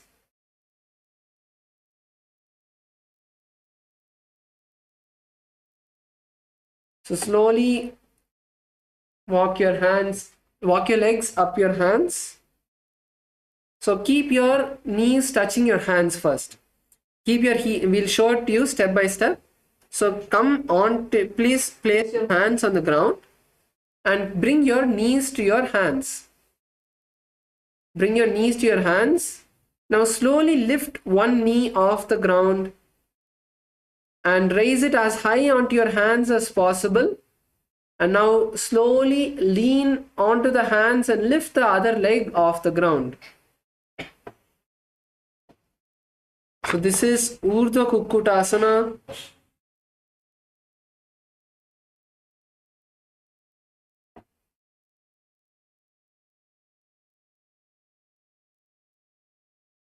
Visualize a rooster in your inner space and chant the japa Om Nithyananda Paramashivoham. ऊर्ध्वकुक्कुटवासिष्ठ मरीचिहलमत्स्यगम्बरिवृत्तिं चोदरस्य विविधं धनुरासनम्. Now lower yourself down. Continue to sit in Padmasana. Now we're going to perform Padmasana 6. Cross your hands behind. So first you can open your legs and cross your legs into Padmasana, bringing the legs nice and deep into the thighs. So we're going to be crossing our hands behind the back and hold on to the feet.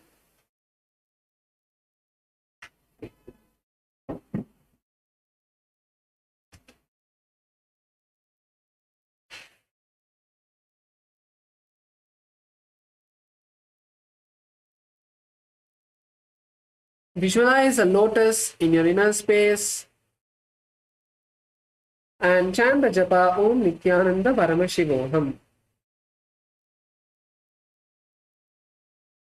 वामोरुपरि दक्षिणं च चरणं संस्थाप्य वामं तथा दक्षिणोरुपरि पश्चिमेन विधिना धृत्वा कराभ्यां दृढम्. Continue to stay in the same position as we're now going to perform Baddha Padma. On Baddha Padmasana, the only difference is that we are going to be performing the Uddiyana Bandha, pulling our stomach in and up as we perform this asana. Visualize a lotus in your inner space and chant the japa Om Nithyananda Paramashivoham.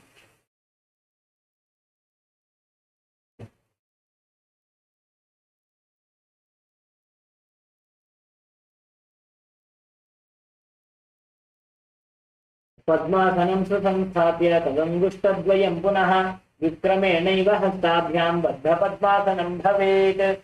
Now bring your hands to the neck. Place your hands on the neck and keep the elbows together. Turn your chin down Lower your chin down to the chest.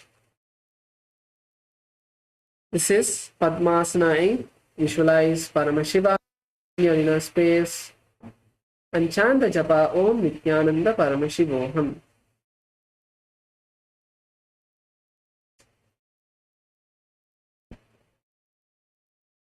पद्मासनस्थिता Yogi जनसङ्गविवर्जितः विज्ञानादिद्वितीयाभ्याम् अङ्गुल्याभ्यां विरोधयेत्. Now lay down on your back with your legs in Padmasana. Lay down on your back with your legs in Padmasana.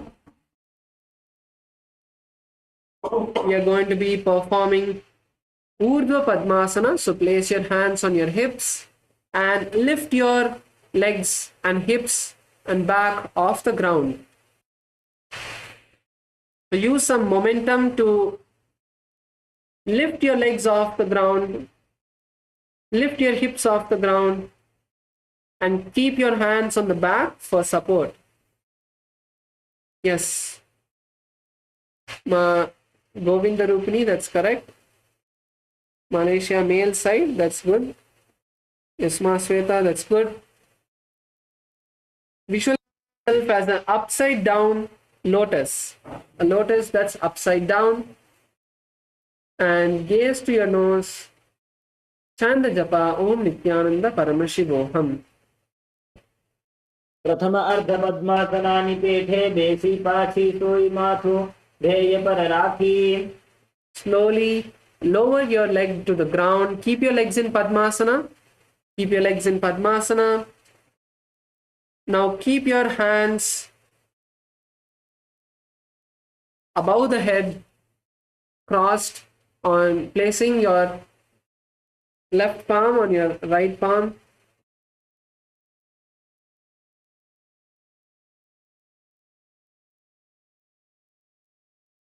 Sorry, keep your palms together in Namaskara Mudra.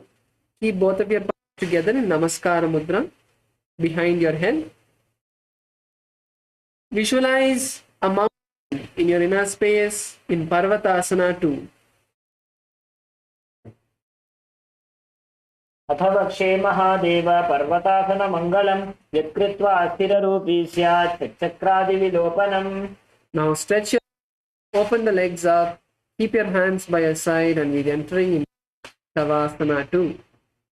Finally, we have completed the Dvitiya Vinyasa Krama and the Tritiya Vinyasa Krama. Stretch your legs. Let's enter into Shavasana 2. Keep your legs stretched. Keep your hands by your side.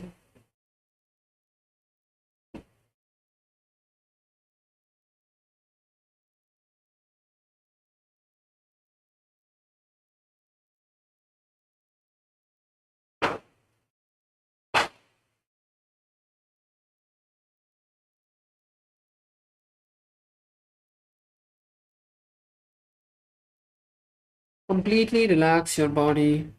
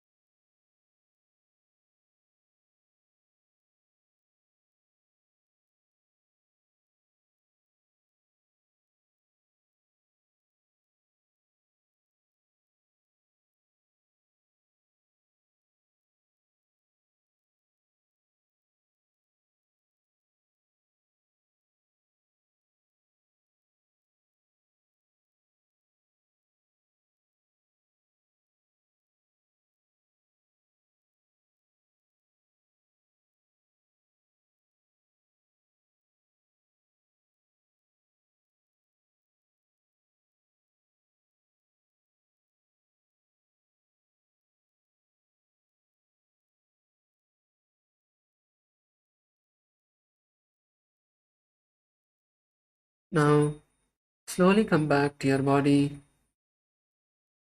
Move your hands and legs. Bend your knees. Bring your hands to your knees. Rock yourself from side to side. Slowly roll up into a comfortable position.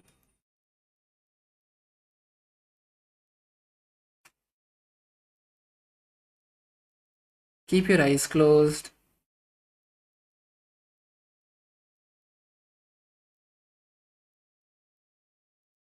Bring your hands together in front of your heart center. Visualize Swamiji in your inner space. Take a deep breath and let's chant the Purna mantra. Om Purnamada Purnamidam Purnat Purnamudachyate Purnasya Purnamadaya Purnamevavashishyate Om Shanti Shanti Shantihi Hari Om Tat Sat Sarvam Bhagavat Shri Nithyananda Paramashiva Padukarpanamastu Om Nithyanandam. Hope you all enjoyed today's Nithyananda Yoga. And with that, we'll now be moving to the next sessions. And you can get the timings from the next sessions from the program coordinators. Thank you all. Nithyanandam.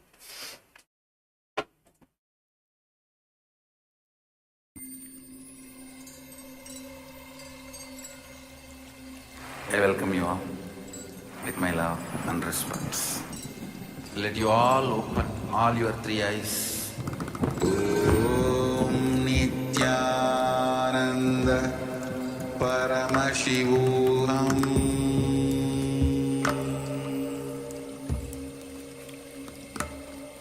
Om Nithyananda Paramashivoham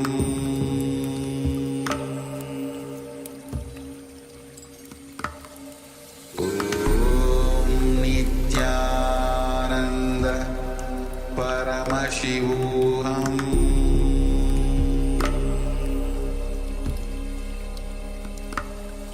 Om Nithyananda.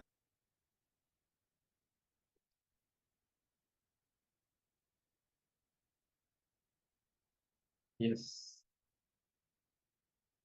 Nithyanandam Paramasukadam Kevalam Jnanamurtim Dvandvaditam Gaganasadusham Tattvamasyadilaksham Ekam Nityam Vimalamachalam Sarvadi Sakshibhutam Bhavatitam Trigunarahitam Sadgurum Tam Namami.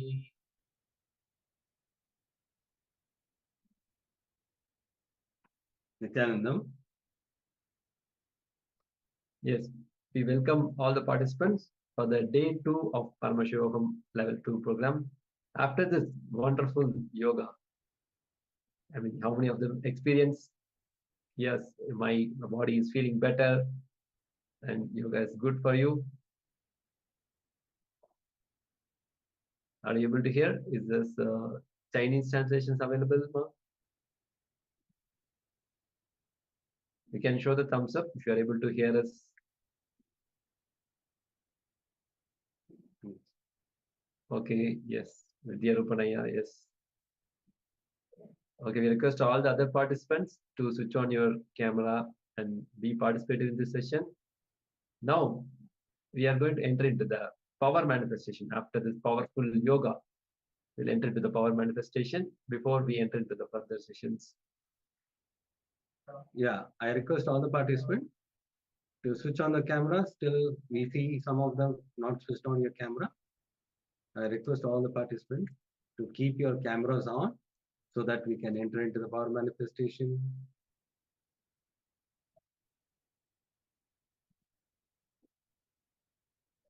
Yes. So let us now first enter into the Shastra Pramana, that is spiritual reference to manifest powers of third eye. Yes. कपालान्तर्मनोन्यस्य तिष्ठन्मीलितलोचनः क्रमेण मनसो दार्ढ्यात् लक्षयेत् लक्ष्यमुत्तमम्. The translation goes, by fixing the mind on the inner space within the crown center and sitting stably, without any movement of the eyes closed in succession, by that stability of the mind and inner space, through the power of third eye, one directly sees the ultimate goal, Lakshyam.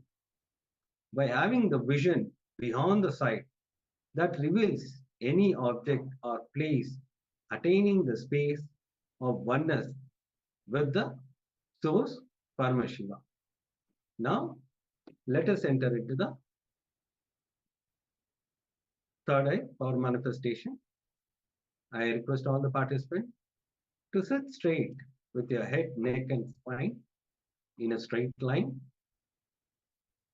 Have your notebook and pen along with you.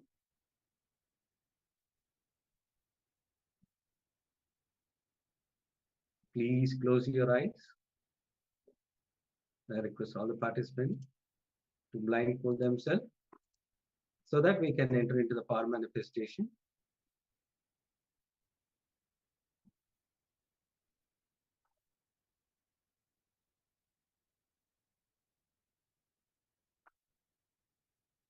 Keep chanting the Mahavakya. Om Nithyananda Paramashivoham. Om Nithyananda Paramashivoham. Om Nithyananda Paramashivoham. Yes. Keep chanting the Mahavakya intensely. Enter into the space of oneness. From the space of oneness, request Swamiji to reveal whatever shown in the. I request all the participants. I can see still some people not switched on the camera. Be in that oneness space and request Swamiji whatever is being projected, the image to reveal through the third eye. Have the deep gratitude and surrender to Swamiji. Drop all your doubts, self-doubt, everything, whatever is there. Just drop your mind and request Swamiji to reveal through the third eye whatever is being projected. Yes, now we'll be entering into the power manifestation. Please close your eyes.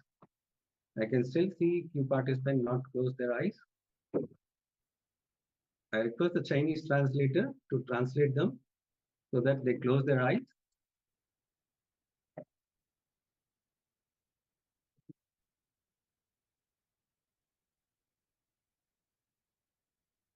Yes, keep chanting the Mahavakya intensely. Now we are going to project the image.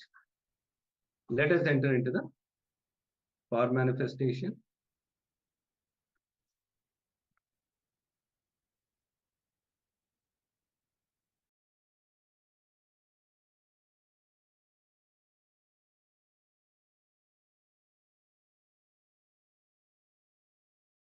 Om Nithyananda Paramashivoham.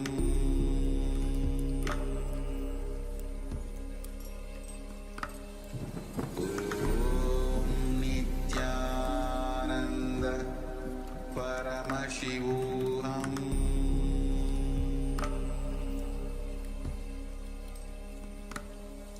Om Nithyananda Paramashivoham.